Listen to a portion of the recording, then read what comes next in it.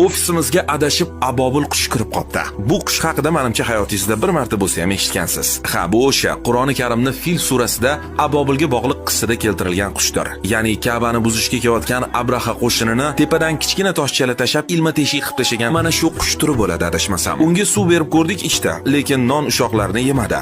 Nimadandir shokda qotib qolgan edi va kim uni qo'liga olsa, mahkam yopishib olib tushishni ham xohlamadi. Ma'lumotlarga qaraganda xaritadagi mana shu belgilangan joylarda bu qushni uchratish mumkin ekan, lekin O'zbekistonda borligini to'g'risi endi bildim. Aslini olib qaraydigan bo'lsak, abobil degan so'zning ma'nosi arab tilidan olinganda to'da degan ma'noni bildiradi va ushbu qushning nomi esa ruschasiga aytganda Chorny strish, o'zbekchasiga qora uzun qanot ekan.